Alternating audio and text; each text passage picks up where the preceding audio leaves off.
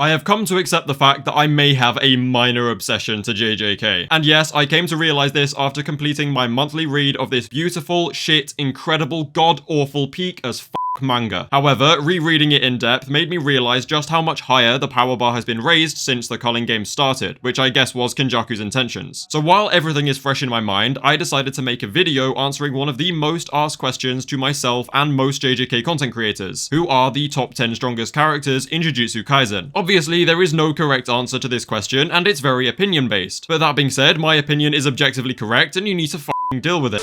Look, no matter how I go about this, someone is always going to be unhappy with any kind of ranking video. It's just how that goes. Oh wait, I almost forgot. I have officially opened a Discord server. It's basically just a space for people to come in and talk about JJK among other anime, maybe share some art, share some theories, talk about some power scaling, just a nice little community space, you know? Anyway, enough yapping, let me just get straight into this absolute shit show of a video. I am giving 10th place to everybody's go, Miguel. There was genuinely a lot of contention for this spot, but given the state of Hikari versus Fraudoroki, I decided Miguel definitely deserves this over those two absolute frauds. He is genuinely the only character that has taken 0 damage in 2 whole chapters despite fighting up close and personal with Heian era Sukuna. His curse technique allows him to evade things like Sukuna's slashes, and he also has stronger physical stats than Gojo without blue, which is mental. The only reason this isn't an easy choice is because we haven't seen any RCT or a domain counter from Miguel, and those two things are very important. All in all though, we haven't seen much from Miguel, and I don't want to start yapping too early on in the video, so we are going to move swiftly onwards to number 9. Right, I'll be honest, I was hoping to make it a little bit further into the video before starting a riot, however, it needs saying. Spot number 9 is taken by both Maki and Toji Zenin. Now, don't get me wrong, these two are easily interchangeable with number 8, but realistically, most of these placements are going to be crazy close anyway because it is the top 10. They both represent the absolute peak of Heavenly Restriction with insane speed, strength, and plain precognition. Not to mention, Maki wields the soul-splitting katana, and Toji had the Inverted Spear of Heaven, two incredibly powerful and dangerous curse tools. They also have a pretty good healing factor, although it's not as good as RCT, but it's definitely better than nothing. It's a very common topic of which one of these two are actually better, but to be honest, I don't really give a fuck, and the difference is very minimal even if there is one. I think Toji is smarter and more strategic, whereas Maki is stronger and faster following the 1-month training break. Frankly, the difference isn't really enough to set them apart, so I think they should be ranked together. Now, we have seen Toji absolutely delete pre-awakened Gojo, and Maki threw hands with Heian era Sukuna in a 1v1, and has tanked 2 black flashes so far. Now, these feats, and their broken ass curse tools, easily earn them a spot in the top 10. And just to add a bit of fuel to the fire, at spot number 8, I have placed none other than our main character himself, Yuji Itadori. And yes, I think Yuji and Maki are heavily interchangeable, but given the latest chapter's events, I decided that this placement will probably have a higher payoff later down the line. Dude, what the fuck? You can't just say probably. Shut up. Everybody's top 10 list is literally built off of probably, because half of these characters don't ever fight each other and it's all hypothetical. We just don't know. Hey, but that's... Nope, shush. I'll make this very simple. He has insane speed, strength, and durability comparable to Maki and Yuta. In the 1-month break, his basics improved significantly in addition to learning reverse curse technique and blood manipulation at a very high level. His punches also strike the soul, lowering output and weakening Sukuna's control over Megami, and he also has landed a black flash and supposedly awakened, although we don't really know what that means yet. But now he's number 8 because realistically from what we've seen of current Yuji, he would get absolutely walloped by everyone above him. However, with the unknown potential of soul swapping, landing black flashes at will, and using Sukuna's curse technique, it is very possible that he shoots way up the list in the following chapters. But we haven't seen that yet, so he's going to stay here for now. You hear that? For now. Very important. For now.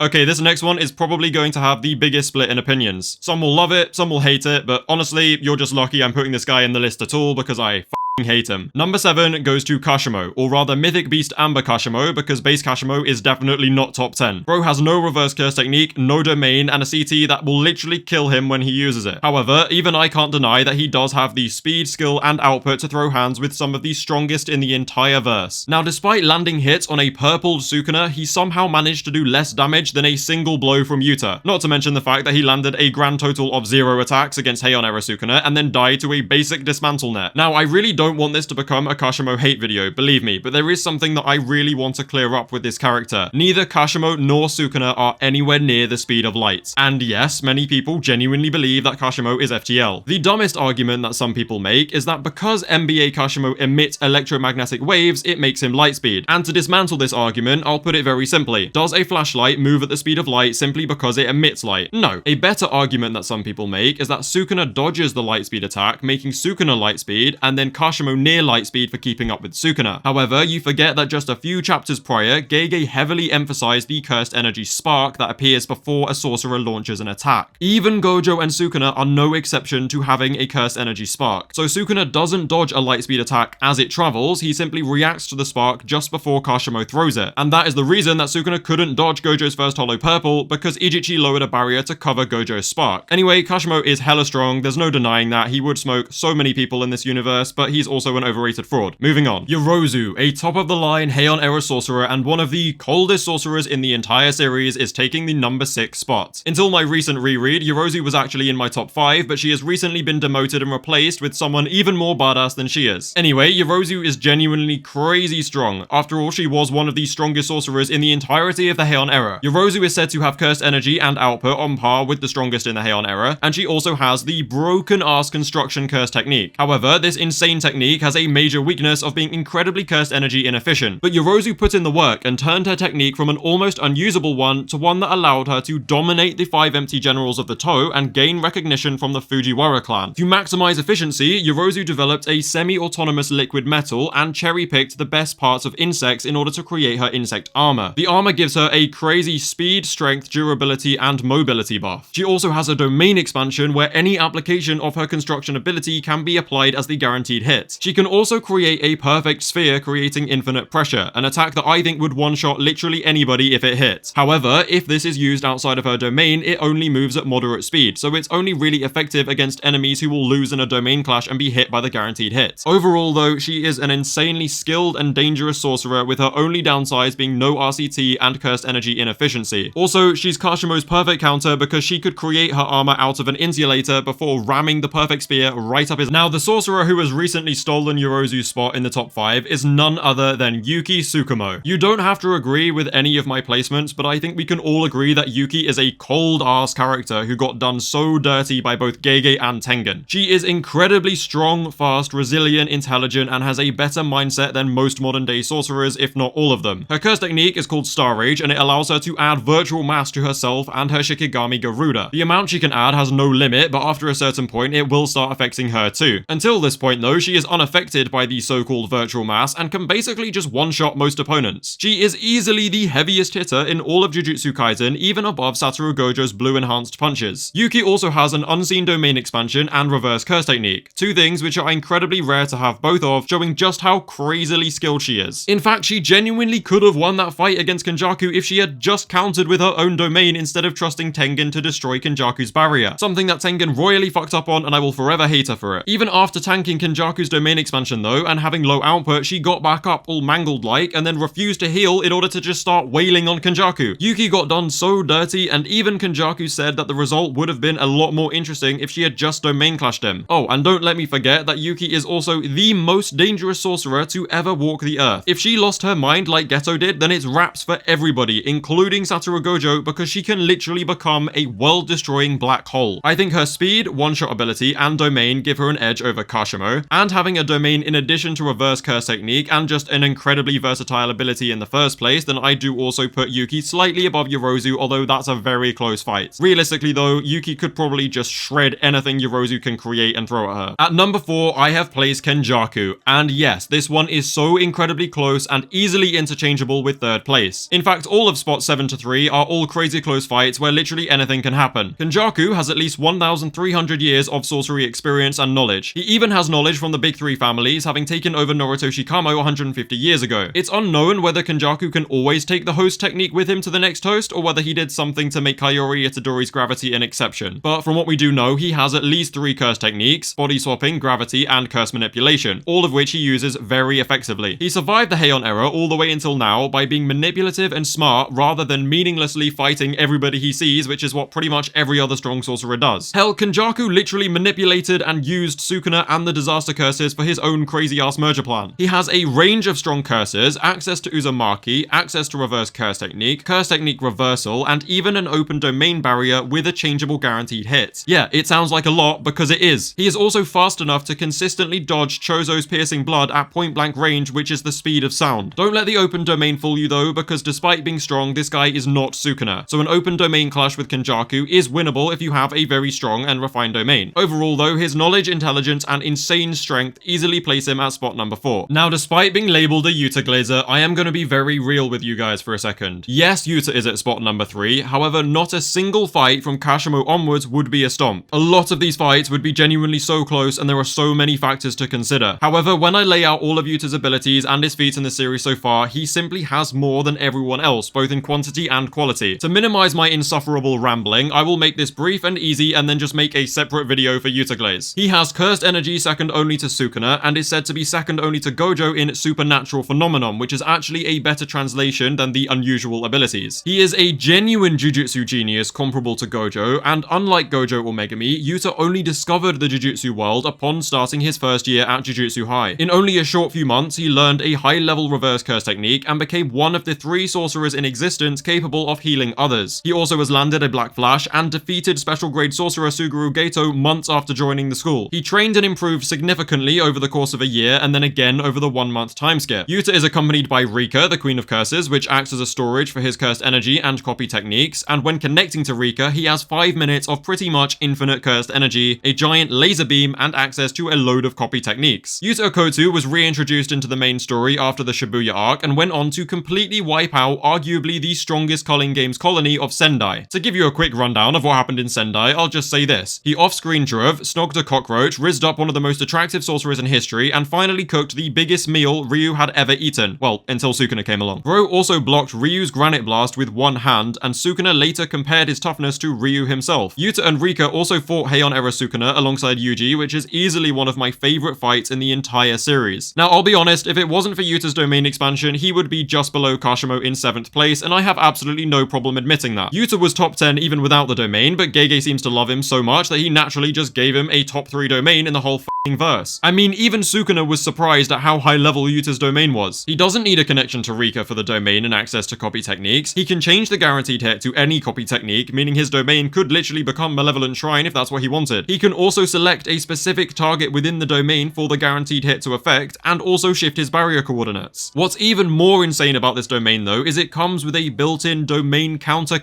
It has an infinite amount of swords, storing a copy technique for manually attacking his opponent in addition to the guaranteed hits. The only drawback is not knowing what the curse technique will be until he grabs onto the katana. And his current stock of copy techniques include Curse Speech, Sky Control, Orbiting Domain Shikigami, Foresight, Jacob's ladder, and finally Sukuna's own cleave. And believe me, I have much more to say on Yuta, but I will save that for another time. Point is, based on feats, statements, narrative, and badassery, Yuta is easily top 3. At least on paper he's top 3. I do know that he can lose any of the fights against the people below him, but I also think he has a big advantage over a lot of them too. Okay, at number 2 we have Satoru Gojo, because duh. He's got Sukuna levels of genius, a broken curse technique, the 6 eyes, reverse curse technique, and an insta-win domain equal to Sukuna's in terms of guaranteed hit refinement. From what we have actually seen, he is easily Sukuna's most challenging opponent ever. Now, in terms of whether Sukuna needed Mahoraga or not is genuinely up for debate, since we have not yet seen Sukuna's full capabilities, and I can definitely see both sides to the argument. However, I think that Sukuna is the stronger one, and I don't really think he needed Mahoraga. But my goal here is just to appreciate how much closer to Sukuna's level Gojo is than literally anybody else in the entire verse. In fact, I think I'm just going to make a separate video on how Gojo very nearly beat Sukuna, and I'm not going to go into it too much here because this video would be so unbelievably painfully long, and no one has got time for that. It's completely irrelevant whether Sukuna needed Mahoraga or not, to be honest. The fact of the matter is that Sukuna chose a riskier route. They even say that Sukuna was taking risks, meaning he was knowingly making it possible to lose, something that Gojo capitalized on more than anybody else in the series has done, which pushed Sukuna to be heavily injured and forced the binding vow for the world divider. Gojo may have lost the battle, but he most definitely won the war, since he single-handedly made the current fight possible, and I know for a fact his student Yuji Itadori is about to show Sukuna who's boss. Honestly, the stronger Sukuna looks in this current fight, the stronger Gojo looks, and I now cannot believe that Gojo pushed this monster so far all by himself. Anyway, enough Gojo glaze, I'm just gonna save it for another video. He's number 2. Easy clap. Okay, there's really no point in sugarcoating this one. Takaba gets spot number 1. Okay, Sukuna gets number 1, obviously, because he's Sukuna, you know, he's got a big brain, open domain, 4 arms, 4 cocks, and about to become a Yuji victor.